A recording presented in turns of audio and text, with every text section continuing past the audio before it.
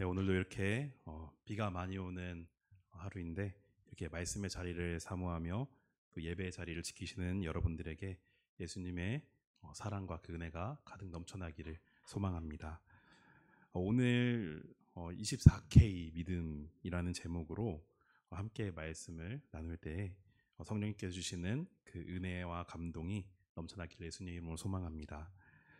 오늘 본문은 특별히 여러분들이 아주 잘 알고 계신 본문이고 또 찬양으로도 많이 고백되는 말씀인데요. 그가 나를 단련하신 후에는 내가 순금같이 되어 나오리라. 이 말씀을 중심으로 오늘 함께 은혜를 나누고자 합니다. 욥이 선언하는 이 말씀은 고통과 절망의 끝자락에서 거기에 서 있는 그 욥의 입에서 나온 놀라운 믿음의 고백입니다. 욥기의 말씀을 보면 욥은 모든 것을 잃었다고 해도 과언이 아니었습니다. 욥의 생명은 붙어 있었지만 정말 살아도 살아있는 게 아닌 그런 상황에 처해 있었죠. 여러분은 인간이 어떤 상황에 놓여야 가장 절망적이고 또 고통스러울 것이라고 생각하십니까?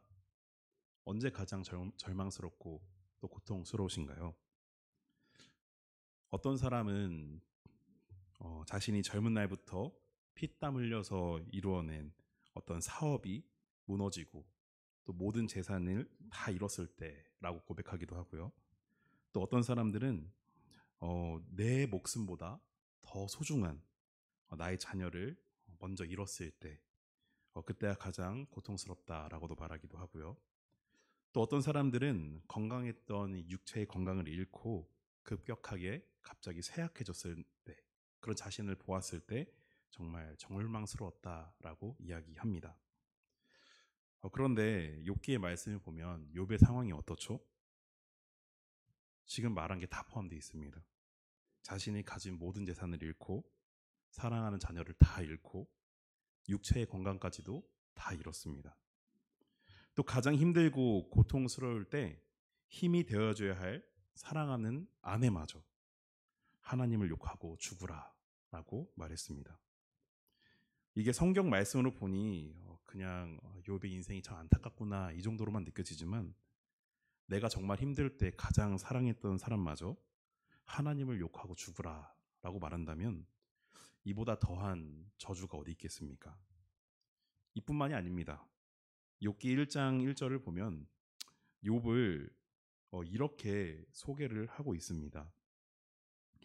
우스 땅의 욥이라 불리는 사람이 있었는데 그 사람은 온전하고 또 정직하여 하나님을 경외하며 악에서 떠난 자라고 소개하고 있죠. 성경에서 이렇게 소개할 정도로 욥은 최고로 이상적인 신앙인이었습니다. 그런데 욥이 이렇게 절망적인 상황에 처해 있을 때 친구들이 찾아와서 어떻게 하죠? 욥의 고난이 죄 때문이다 라며 비난을 했습니다. 더 이상 이제 말할 것도 없죠. 모든 재산을 잃고 사랑하는 자녀를 잃고 육체의 건강, 사랑하는 아내 그리고 친구들까지 욥은 모든 것을 잃고 완전히 처참하게 무너져 있는 상황이었습니다. 여러분이 만약 욥과 같은 이런 상황에 놓여 있다면 어떻게 반응하셨을 것 같습니까? 저는 이런 표현은 정말 죄송하지만 정말 돌아버렸을 것 같습니다. 이 제정신이 아니고서는 완전히 살 수가 없는 상황입니다. 진짜 아무것도 하지 못한 채 계속해서 시간이 흐를수록 나아지는 게 아니라 시간이 흐를수록 망가져만 갔을 것 같습니다. 그런데 이런 상황 속에서도 욥은 믿음을 끝까지 지켜낸 사람입니다. 욥의 믿음은 꺼지지 않았고 오히려 더 밝게 빛이 났습니다. 물론 욥도 이런 상황 속에서 하나님 앞에 자신의 의와 신앙을 지키고 싶어서 어떤 결연한 의지를 표명하기도 했지만 순간순간 자기의 속에 억누를 수 없는 이 두려움과 분노, 답답함으로 인해서 한탄과 원망을 토로하는 그런 모습을 보이기도 했습니다. 그러나 곧 이 깊고 깊은 절망 속에서 자신의 믿음이 순금처럼 빛날 것이라는 이 확신을 놓지 않았죠. 왜 그렇습니까? 욥은 지금 자신이 당하고 있는 고난을 하나님의 연단으로 인식했기 때문입니다. 즉 자신이 모든 인생의 여정을 알고 계신 하나님께서 자신의 유익을 위해서 고난을 주시고 있음을 고백하고 있는 것이죠. 마치 불순물이 없는 순금을 만들기 위해서 뜨거운 용광로에 금을 넣어서 단련시키는 것처럼 자신 또한 이 불순물들을 제거하는 이 과정을 지나고 있음을 말하고 있는 것입니다. 어쩌면 우리의 삶도 이 욥의 삶과 크게 다르지 않을 것입니다. 욥처럼 최악의 상황을 모두가 경험하는 것은 아니지만 우리는 때때로 주어진 환경 속에서 설명할 수 없는 고난과 어려움에 처하곤 합니다.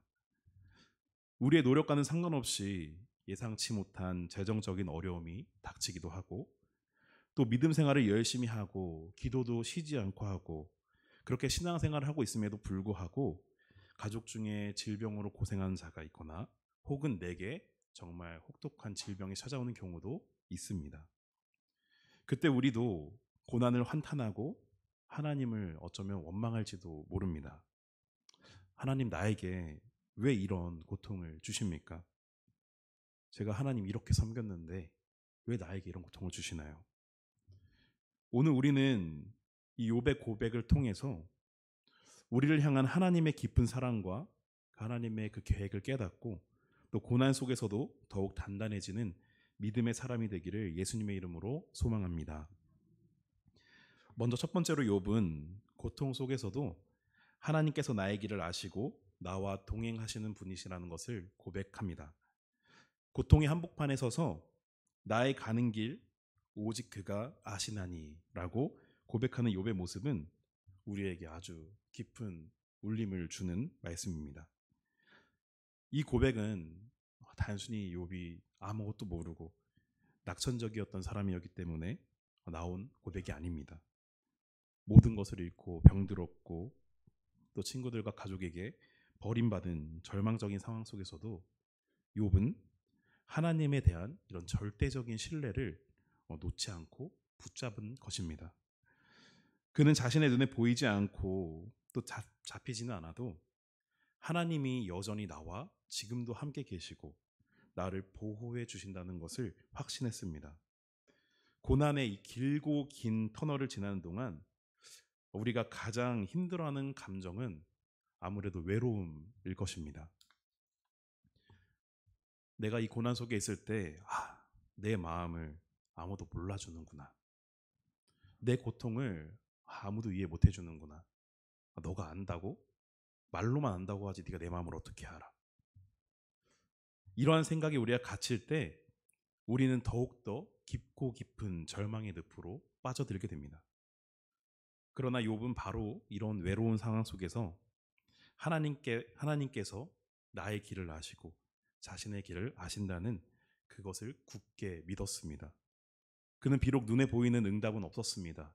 하나님께서 아무런 반응도 해주시지 않았습니다.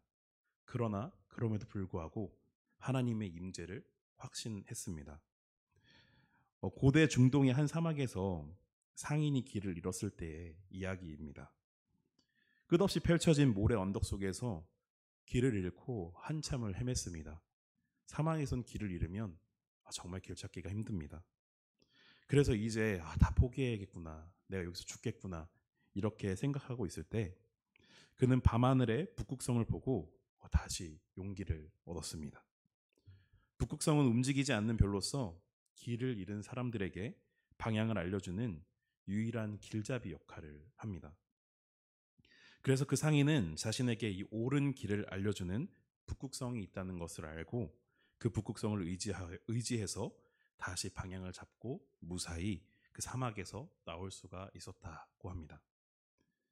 이처럼 우리가 어떤 길을 걸어갈 때 그 길이 어떤 길인지 길잡이 역할을 해주는 길잡이 역할을 해주는 것이 있는 것과 없는 것은 우리에게 아주 중요한 영향을 끼칩니다. 그런데 우리의 인생길 속에서도 북극성처럼 움직이지 않고 정확한 방향을 알려주시는 이가 있다는 것을 알고 계십니까? 누구죠? 네, 맞습니다. 하나님, 예수님입니다. 하나님은 바로 움직이지 않는 북극성과 같아서 길을 잃고 방황하는 우리에게 옳은 길을 보여주십니다.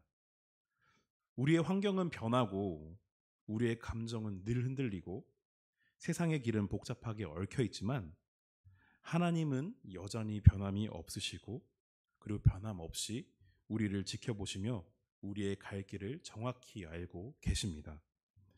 시편 139편은 다윗의 고백을 통해서 우리의 모든 것을 아시는 그 하나님의 전지하심을 노래하는 시입니다. 네, 시편 139편 2에서 3절까지인데요. 이렇게 고백합니다. 주께서 내가 앉고 일어섬을 아시며 멀리서도 나의 생각을 밝히 아시오며 나의 모든 길과 내가 눕는 것을 살피심으로 나의 모든 행위를 익히 아시오니. 아멘. 우리가 걷는 모든 발걸음, 우리가 흘리는 모든 눈물, 우리가 밤새 이렇게 뒤척이면서 하는 모든 기도를 하나님께서는 다 알고 계신다는 것입니다. 우리의 고통은요, 하나님께 감추어져 있는 비밀이 아닙니다. 오히려 하나님은 그 고통의 자리에서 우리와 함께 해주시는 분이시죠. 이사야서 63장 9절은 그들의 모든 환난에 동참하사 자기 앞에 사자로 그들을 구원하시며 라고 이렇게 고백합니다. 하나님은 우리가 고난을 겪을 때 저 멀리에 서서 그저 지켜보시는 분이 아니십니다. 마치 우리 자녀가 아프면 어떻습니까? 잠도 자지 못하고 그 옆에서 밤새도록 자리를 지켜주는 부모님처럼, 또 하나님은 우리와 함께 그렇게 고통의 자리에 함께 계시는 분이십니다. 우리의 손을 잡아주시고 또 우리의 눈물을 닦아주시는 분이신 것이죠. 이러한 믿음의 확신이 우리에게 있다면 우리는 고난 속에서도 흔들리지 않는 이 믿음의 닷, 믿음의 뿌리를 내릴 수가 있는 것입니다. 혹시 지금 여러분들 가운데 힘들고 어렵고 이 고난의 시기를 보내시고 있는 분이 계신다면 오늘 욥처럼 이렇게 고백할 수 있기를 소망합니다. 하나님은 나의 고난을 알고 계십니다. 나는 혼자가 아닙니다. 이 고백을 통해 우리는 다시 일어설 힘을 하나님께로부터 얻고 하나님께서 예비하신 이 순금 같은 삶을 향해 나아갈 수 있을 줄로 믿습니다. 욥은 자신의 고난을 단련이라고 표현을 했습니다. 욥의 이러한 표현 가운데서 우리는 고통에 대한 어떤 새로운 시각을 얻어볼 수가 있습니다. 징벌이 과거에 대한 이 죄의 대가라면 단련은 미래의 더 큰 영광과 유익을 위한 준비입니다. 욥은 고난을 단순히 자신의 잘못에 대한 처벌로 생각하지 않았습니다. 고난을 징벌의 개념으로 이해한 것이 아니라 오히려 단련의 개념으로 이해한 것이죠. 이 고난을 통해서 자신이 지금 망가지고 무너지고 처절하고 절망적인 삶으로 변하고 있는 것이 아니라 이 시간들을 통해서 내가 순금으로 빚어질 것이라고 보았습니다. 여러분, 세상에서 금은 가치 있는 금속 중 하나입니다. 혹시 금 싫어하시는 분 계시나요? 싫어하는 사람이 없을 정도로 금은 정말로 우리에게 가치가 있는 물품입니다. 그러나 금이 만약에 재련되지 않은 채 채굴된 광석의 형태로 그대로 남아있다면 그 가치가 어떻게 되죠? 급격하게 그 가치는 떨어져 버립니다. 왜냐하면 금은 광석의 형태로 있을 때에는 수많은 불순물들이 섞여 있습니다. 이때에는 금이 될 수 있는 광석일 뿐 금이라고 말할 수 있는 상태는 아닌 것이죠. 그 안에 들어있는 수많은 불순물들이 다 제거되어야지만 진정으로 순수한 금이 될 수가 있는 것입니다. 그래서 금을 채굴하고 나면 이 순수한 금을 얻기 위해서 뜨거운 용광로에 넣어서 천도가 넘는 용광로에 넣어서 재련을 해야 합니다. 완전히 녹이고 걸러내는 과정을 통해서 불순물들을 다 제거하는 것이죠. 그리고 얼마나 불순물이 잘 제거되었냐에 따라서 그 가치, 그 등급이 달라지게 됩니다. 흔히 금의 가치는 14K, 18K, 그리고 24K 이렇게 순도와 함량에 따라서 등급을 나눕니다. 혹시 어떻게 나누는지 알고 계시나요? 14K에는 58.5%만이 금이고 나머지 41.5%는 합금입니다. 대충 절반만 금인 셈입니다. 18K는 75%가 금이고 역시 25%가 구리나 은과 같은 합금으로 이루어져 있습니다. 이것도 완전하고 순수한 금이라고 보기에는 어렵습니다. 그러나 24K는 어떻죠? 99.99%가 금으로 이루어져 있습니다. 완전하고 순수한 순금인 것이죠. 다른 불순물들이 전혀 섞여 있지 않은 가장 높은 등급의 금이 바로 24K 순금입니다. 그런데 만약 우리의 신앙과 믿음도 이 금처럼 등급을 나눌 수 있다면 어떨까요? 만약 그렇다면 여러분들은 지금 몇 캐럿의 믿음을 소유하고 계신가요? 14K이신가요? 아니면 18K이신가요? 아니면 24K이신가요? 우리 안에는 수많은 불순물들이 들어 있습니다. 교만한 마음, 이기심, 탐욕, 세상에 대한 미련, 그 하나님이 아닌 다른 것들을 의지하는 것, 나도 모르게 우상을 섬기는 것. 이런 것처럼 하나님이 전혀 기뻐하시지 않는 수많은 불순물들이 우리 안에 가득히 있습니다. 그렇기 때문에 욥의 시선으로 바라본다면 하나님은 이 불순물들을 제거하기 위해서 우리에게 이 고난이라는 뜨거운 용광로 속으로 넣으시는 것입니다. 그래서 우리의 인생길, 신앙의 여정이 정말로 험난하고 고통스러울 수밖에 없는 것이죠. 왜 그럴까요? 말씀드린 것처럼 내 안에 불순물들이 많이 있기 때문입니다. 이 과정은 고통스럽고 분명 힘듭니다. 이 고난 때문에 오히려 불순물들이 사라지는 게 아니라 이 고난의 시간 때문에 오히려 불순물이 더 생기는 것 같은 그런 느낌이 들 때도 있습니다. 그러나 이런 과정이 없다면 진정한 순수함과 온전함에 이를 수는 없을 것입니다. 예화를 통해서 왜 이런 과정이 없으면 99.9% 24K의 믿음에 이룰 수 없는지를 이야기 드리고자 합니다. 한 금 세공 장인의 이야기가 있습니다. 금을 어느 날 같이 세공하던 어느 날 제자가 그 금 세공 장인에게 물었습니다. 이 뜨거운 불길 속에서 금이 녹고 나면 불순물이 있는지 없는지 구분하기가 어렵습니다. 선생님은 언제 이 금이 순금으로 변했는지 아십니까? 이렇게 물었습니다. 장인은 잠시 불을 쳐다보다가 제자에게 이렇게 대답했습니다. 불에 달구어진 금 속에 내 얼굴이 비칠 때까지 기다리지. 이렇게 이야기했다고 합니다. 사랑하는 성도 여러분, 하나님은 우리가 고난의 불길 속에서 단련되고 있을 때 우리 안에서 예수 그리스도의 형상이 온전히 비추어지고 드러나는 것을 보기를 원하십니다. 이러한 고난을 통해서 우리의 삶이 예수님을 닮아갈 때 우리는 진정한 이 순금으로 빚어질 수가 있는 것이죠. 믿음이 있으나 이러한 과정들을 지나 우리에게 예수님의 얼굴이 비추어지지 않고 있다면 예화 속 장인이 말한 것처럼 우리에게는 아직 불순물들이 많이 끼어 있어서 그곳에 예수님이 보이지 않는 거일 수도 있습니다. 베드로전서 1장 7절은 이 진리를 더욱더 명확하게 해줍니다. 너의 믿음의 시련이 불로 연단하여도 없어질 금보다 더 귀하여 예수 그리스도께서 나타나실 때에 칭찬과 영광과 존귀를 얻게 하려 함이라. 아멘. 우리의 믿음은 고난을 통해 더욱 순수해지고 그 가치를 더하게 될 것입니다. 또한 말라기 3장 3절은 그가 은을 연단하여 깨끗하게 하는 자 같이 앉아서 레이 자손을 깨끗하게 하되 금은 같이 그들을 연단하리니 그들이 공의로운 제물을 나 여호와께 바치리라. 이렇게 말씀합니다.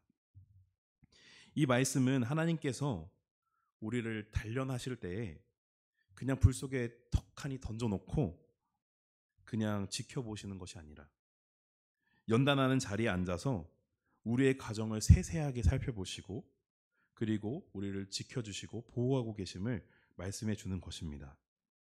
만약 장인이 금을 재련할 때 용광로에 금을 넣어두고 그대로 방치하거나 자리를 비우게 된다면 그 용광로 속에 들어가 있는 금은 어떻게 될까요? 단순히 금을 이 뜨거운 용광로에 넣는다고 해서 이 불순물들이 사라질까요? 그렇지 않습니다.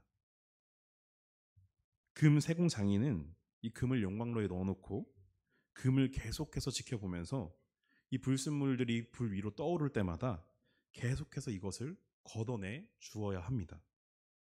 불길과 이 온도도 아주 세심하게 조절해 주어야 하고 또 금이 가장 좋은 상태가 될 수 있도록 계속해서 지켜보고 관리를 해 주어야 합니다. 만약 무관심하게 냅둬 버린다면 금은 순수해지지 못하거나 원하는 작품으로 빚어지지 못한다는 것이죠. 이처럼 하나님께서는 우리를 그저 고난이라는 이 시련 속에 풍덩 던져놓고 방치하시고 무심하게 계신 것이 아니라 그 고난의 과정 속에서 우리와 늘 함께 하시고 이 불순물들을 걷어내시고 또 하나님께서 원하시는 모양대로 빚어 가신다라는 것입니다. 그렇기 때문에 고난은 우리를 무너뜨리는 벌이 아니라 징벌이 아니라 우리를 순전한 믿음의 사람으로 빚어 가시는 하나님의 아주 거룩한 작업인 것이죠. 혹시 고난 중에 고통으로 밤낮을 지새우고 있는 분이 이 자리에 계실까요? 만약 계신다면 오늘 이 말씀을 그저 뜬구름 잡는 소리지 뭐 이렇게 생각하지 마시고 정말로 그 고난 속에서 우리를 빚으시는 이 하나님의 손길을 신뢰하는 여러분이 되시기를 예수님의 이름으로 소망합니다. 이 믿음이 있어야지만 우리는 이 고난을 감당할 수 있는 것입니다. 결국 승금 같은 존재로 하나님 앞에 설 수 있는 줄로 믿습니다. 고난 속에서도 함께 하시며 빚어가시는 주님을 발견하시는 저와 여러분이 되시기를 예수님의 이름으로 소망합니다. 그렇다면 우리는 이러한 고난 속에서 하나님께서 우리를 순금으로 빚어가실 수 있도록 우리는 무엇을 붙잡아야 할까요? 욥의 모습을 함께 보겠습니다. 고난의 불 속에서 욥이 끝까지 붙잡았던 것은 무엇일까요? 첫 번째로는 하나님의 길에 대한 순종입니다. 우리 욥기 23장 11절을 함께 읽도록 하겠습니다. 함께 읽습니다. 내 발이 그의 걸음을 바로 따랐으며 내가 그의 길을 지켜 치우치지 아니하였고. 아멘. 욥은 이런 극심한 고통 속에서도 자신이 결코 하나님의 말씀과 그리고 하나님의 뜻 그리고 하나님께서 원하시는 삶에서 벗어나거나 이를 왜곡시키는 일을 하지 않았다라는 것을 보여줍니다. 우리의 삶은 종종 고난과 폭풍을 만날 때가 분명하게 있습니다. 이때 우리는 자신의 감정 그리고 내가 배우고 이 세상에서 얻었던 지혜와 지식을 따라 그 내 생각을 따르기가 정말로 쉽습니다. 하나님이 정말 계신다면 나에게 어떻게 이런 고통을 주실 수 있을까? 이런 의문이 들 수도 있고 또 하나님이 원치 않는 방법으로 이 세상의 방법을 통해서 문제를 해결하려고 할 수도 있습니다. 그러나 오늘 욥의 모습을 보면 욥은 달랐습니다. 그 고통 속에서도 온전히 하나님의 길을 신뢰하였고 하나님께 순종하였습니다. 이것은 마치 사막을 횡단하는 이 여행자와 같습니다. 앞에서도 예화를 통해서 사막에 대한 이야기를 드렸지만 사막은 정말로 동서남북 어디를 봐도 다 똑같이 생겼습니다. 모래밖에 없습니다. 그래서 내가 걸어도 지금 어디를 걷고 있는지 정확하게 알 수가 없습니다. 사막을 여행하는 자는 오직 이 나침반을 꼭 들고 다녀야 됩니다. 그래서 나침반 바늘이 가리키는 그 방향만을 보고 따라가는 것이죠. 만약 눈앞에 보이는 허상, 이 오아시스를 멀리서 보고 또 혹은 환청이나 이런 것을 듣고 내가 가는 길대로 가지 않고 나침반을 의지하지 않고 방향을 바꾸는 순간 갈 곳을 맴돌거나 혹은 그 자리에서 목숨을 잃는 경우도 있습니다. 욥에게 하나님의 말씀은 바로 사막에서의 나침반과 같았습니다. 그는 자신의 눈에 보이는 현실이 아니라 오직 하나님의 말씀이 가리키는 그 길로만 따라 걸어간 것이죠. 순금 같은 믿음은 환경과 감정에 흔들리지 않고 하나님의 말씀에 철저히 순종하는 믿음입니다. 오직 모든 것이 하나님의 계획 속에서 이루어지고 있음을 바라보는 것, 내 상황을 바라보는 것이 아니라 하나님의 계획을 바라보는 것이 바로 순수한 믿음입니다. 두 번째는, 욥의 두 번째 모습은 말씀을 소중히 여기는 삶이었습니다. 욥기 23장 12절 고백은 더욱더 놀랍습니다. 우리 함께 12절 말씀을 함께 읽도록 하겠습니다. 내가 그의 입술의 명령을 어기지 아니하고 정한 음식보다 그의 입의 말씀을 귀히 여겼도다. 아멘. 욥은 자신의 생존에 필수적인 이 음식보다 하나님의 말씀을 더 소중하게 여긴 사람입니다. 그러나 우리가 상식적으로 생각할 때 음식을 먹지 않으면 살 수가 있습니까? 우리는 육신의 양식이 없으면 절대로 살 수 없습니다. 그러나 욥은 육신의 생명보다 이 영혼의 생명을 더욱더 귀하게 여겼다는 것을 보여줍니다. 왜 그럴까요? 말씀이 없으면 우리의 영혼은 메마르고 믿음이 흔들릴 수밖에 없기 때문입니다. 그렇기 때문에 우리의 영혼이 가장 메마르기 쉽고 가장 심하게 요동치는 고난의 때일수록 우리는 말씀으로 더욱더 돌아가야 합니다. 말씀은 우리의 영혼을 살리는 생명의 양식이고 또 단련의 과정을 견디게 하는 분명한 힘이 되어줄 것입니다. 여러분, 육신의 양식을 위해서 우리가 매일 밥을 먹듯이 정말 영적인 양식인 말씀 또한 매일 묵상하고 또 읽어가시기를 예수님의 이름으로 소망합니다. 이렇게 고난을 통해 연단된 순금은 그리스도인의 삶을 살아가게 된다면 우리는 세상 속에서 정말 순금같이 빛을 내는 사람들이 될 것입니다. 마태복음 5장 16절은 이렇게 말씀합니다. 이같이 너희 빛이 사람 앞에 비치게 하여 그들로 너희 착한 행실을 보고 하늘에 계신 너희 아버지께 영광을 돌리게 하라. 아멘. 고난을 통해 불순물이 제거된 우리의 삶은 불완전하고 어두운 세상 속에서 순금처럼 빛을 내고 또 하나님의 영광을 분명하게 드러낼 것입니다. 이것은 곧 우리의 삶 자체가 복음의 증거가 되는 것이죠. 또한 야고보서 1장 2절에서 4절은 내 형제들아 너희가 여러 가지 시험을 당하거든 온전히 기쁘게 여기라. 이는 너희의 믿음의 시련이 인내를 만들어내는 줄 너희가 알미라. 인내를 온전히 이루라. 이는 너희로 온전하고 구비하여 조금도 부족함이 없게 하려 함이라. 아멘. 이렇게 우리에게 권면하고 있습니다. 고난은 우리를 온전하고 구비하여 부족함이 없는 사람으로 만들어가기 위한 하나님의 사랑과 계획과 그 과정입니다. 이 사실을 그저 부정적으로만 받아들이는 것이 아니라 우리가 믿음의 고백으로 받아들일 때 우리는 고통 속에서도 분명하게 하나님께 감사할 수 있고 또 결국 잘 연단되어서 순금 같은 믿음으로 하나님께 영광을 돌리는 삶을 살아가게 될 것입니다. 말씀을 정리하겠습니다. 사랑하는 성도 여러분, 고난은 우리 인생의 끝이 아닙니다. 하나님은 우리를 14K에서 18K 그리고 18K에서 24K로 빚어가시는 마치 장인과도 같습니다. 세상에서 가장 가치 있는 존재는 세상의 물질적인 금이 아니라 고난 속에서 연단된 순금 같은 믿음을 가진 성도가 가장 가치 있는 것입니다. 그러므로 고난을 피하고 외면하려고만 하지 마시고 믿음으로 받아들여 보시기를 예수님의 이름으로 소망합니다. 저 역시 고난은 싫습니다. 정말 힘든 시간을 겪어보면 머리카락도 많이 빠지고 정말 힘들더라고요. 그래서 지금 머리가 좀 휑합니다. 그러나 저도 말씀을 준비하며 결단하고 정말 이 말씀을 준비하면서 믿음으로 주님을 바라봅니다. 고난은 우리를 순금으로 빚으시는 하나님의 손길입니다.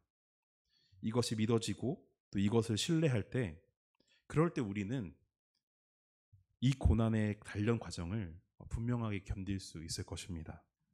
그리고 단련을 마친 후에 우리의 삶은 정말 세상 앞에 빛과 소금의 가치로 드러날 것입니다. 이 시간 고난의 길을 걷고 있는 모든 성도 여러분, 욥의 고백을 기억하시면서 담대히 나아가시기를 소망합니다. 내가 가는 길을 그가 아시나니 그가 나를 단련하신 후에는 내가 순금같이 되어 나오리라. 이 믿음의 고백이 저와 여러분 삶 속에서 실현이 되어서 하나님께 영광을 돌리는 귀한 인생이 되시기를 예수님의 이름으로 축원합니다.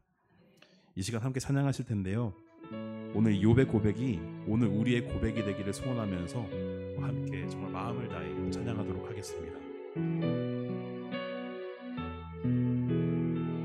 주가 보이신 생명의 길, 주가 보이신 생명의 길, 나 주님과 함께 상한 마음을 들이며 주님 앞에 나가리. 나의 의로움이 되신 주 그 이름 예수, 나의 길이 되신 이름 예수. 나의 길 오직 그가 하시나니 나를 단련하신 후에 내가 정금같이 나오리. 다시 한번 처음부터 고백하겠습니다. 주가 보이신 생명의 길, 나 주님과 함께 상한 마음을 들이며 주님 앞에 나가리. 나의 의로움이 되신 주 그 이름 예수, 나의 길이 되신 이름 예수.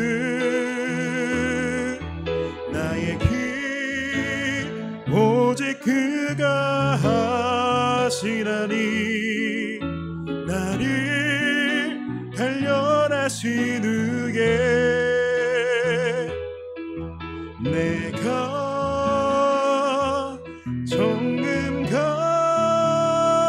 정금같이 나온 나의 길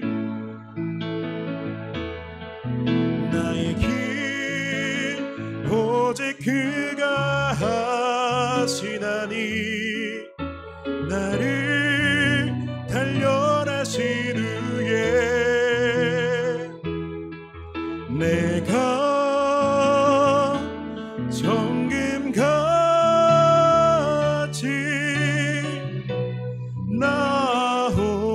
나오리라.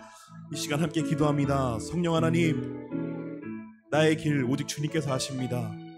이 고난의 길 형발이 아니라 주님께서 우리를 단련하시는 길인 줄로 믿습니다. 성령 하나님, 이 과정을 통해서 주님을 외면하고 주님을 떠나는 것이 아니라 이 과정에 잘 참여해서 정말 나를 단련하신 하나님으로 인해서 이제는 정말 24K의 믿음이 되는 그런 고난의 길이 될 수 있도록, 주님의 연단의 길이 될 수 있도록 해달라고 우리 이 시간 다 함께 주여 한번 부르짖고 주님 앞에 간절히 기도하며 나가도록 하겠습니다.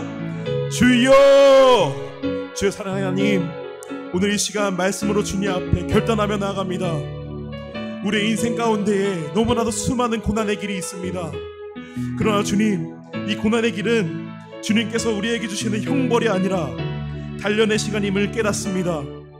성령 하나님, 이 시간들을 통해서 더욱더 연단하고 단련하고 단련되어서 정말 이제는 순수한 믿음이 되게 하여 주시옵소서.